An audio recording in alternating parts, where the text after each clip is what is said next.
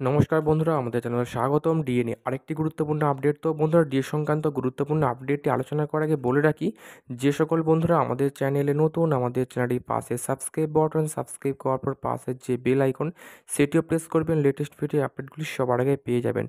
দেখে নেব আজকে ডিএ সংক্রান্ত গুরুত্বপূর্ণ আপডেটটি। কলকাতার শহীদ মিনারের পাদদেশে অবস্থান বিক্ষোভ চলছে এবং আজকে 21তম দিন অনশন চলছে। কলকাতা শহীদ মিনারে যে অনশন চলছে সেই অনশনকারীদের সমর্থনে প্রতি জেলায় জেলায় আজকে অবস্থান বিক্ষোভ এবং প্রতীকী অনশন কর্মসূচি পালন করা হচ্ছে। আমরা সংগ্রামী যৌথ মঞ্চে কোচবিহার জেলা শাখার পক্ষ থেকে আজকে একদিন ব্যাপী অনশন কর্মসূচি চলবে এবং সেই সঙ্গে অবস্থান বিক্ষোভ চলবে। আজকে সারাদিন 10টা থেকে আমরা শুরু করেছি সন্ধ্যে 6টা পর্যন্ত। ইতিমধ্যেই 4% ডিএ বৃদ্ধি হয়েছে এবং পরবর্তী মে মাসে আরো 4% ডিএ রাজ্য সরকার ঘোষণা করলেন।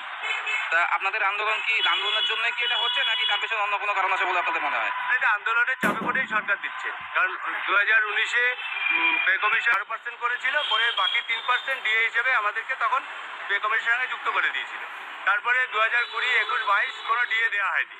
আন্দোলনের চাপে পড়ে প্রথমে যে বাজেট হয়েছিল 2023 সালে 24 সালের বাজেট, সেই বাজেটে 3% দিয়ে তাও চিরকুটের মাধ্যমে ঘোষণা করা হয়েছিল এবং কিছুদিন আগে 4% দিয়ে দেওয়া হয়েছে। সেটাও সংগ্রামী যৌথ মঞ্চের আন্দোলনের চাপে, কারণ নবান্নের সামনে দুদিন ধরে সংগ্রামী যৌথ মঞ্চ অবস্থান বিক্ষোভে বসেছিল। সেটা পুলিশ যখন পারমিশন দেয়নি, রাজ্য সরকারি প্রশাসন, তখন কোর্টের দ্বারস্থ হয়েছিল সংগ্রামী যৌথ মঞ্চের পক্ষ থেকে। হাইকোর্ট যখনই ঘোষণা করেছে যে তাদের অধিকার আছে নবান্নের সামনে আন্দোলন করার, সে ঘোষণা হওয়ার সাথে সাথে আমাদের মুখ্যমন্ত্রী যেখানে ছিলেন সেখান থেকে উনি 4% দিয়ে ঘোষণা করে দিয়েছিলেন। এটা বোঝাই যায় যে আন্দোলনের চাপে পড়ে উনি চলছে, অনশন চলছে।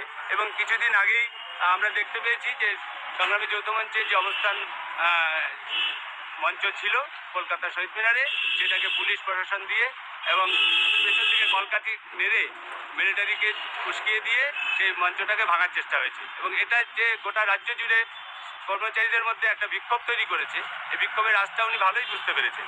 তো ফলে এই বাজেটে এই 4% আবার নতুন করে ঘোষণা করলেন। এই আন্দোলন না হলে এই ঘোষণাটা নিশ্চয়ই উনি করতেন না, এটা বোঝাই যায়। এটা এই সংগ্রামী যৌথ মঞ্চের 1 বছর ধরে, 1 বছরের উপরে আজকে 379তম দিন চলছে। এই যে লড়াইটা চলছে, এই লড়াইয়ের চাপে পড়ে উনি ভয়েই দিয়ে সংগ্রামী যৌথ মঞ্চের আন্দোলনের মধ্য দিয়ে আদায় করে আনা হয়। এটা ছুড়ে দেওয়া ভিক্ষার মতো। এই ভিক্ষা আমরা চাইনি। আমাদের 46% বাকি ছিল, সেখানে মাত্র এই কয়েক শতাংশ দেওয়া হলো। এখনো 32% আমাদের পাওনা বাকি রয়েছে। গোটা ভারতবর্ষ জুড়ে কেন্দ্রীয় হারে সমস্ত রাজ্যগুলোতে যদি দেওয়া হতে পারে, কেন্দ্রীয় সরকার দিতে পারেন, তাহলে একমাত্র আমাদের রাজ্যেই এই 4% এইভাবে ছুড়ে দিলে আমরা সেটা মেনে নেবো কেন? আমাদের পুরোটাই দরকার, সেই জন্য এই লড়াইটা চলছে। তো বন্ধুরা, এই ছিল ডিএ সংক্রান্ত গুরুত্বপূর্ণ আপডেট। কেমন লাগলো কমেন্ট করবেন, লাইক করতে ভুলবেন না।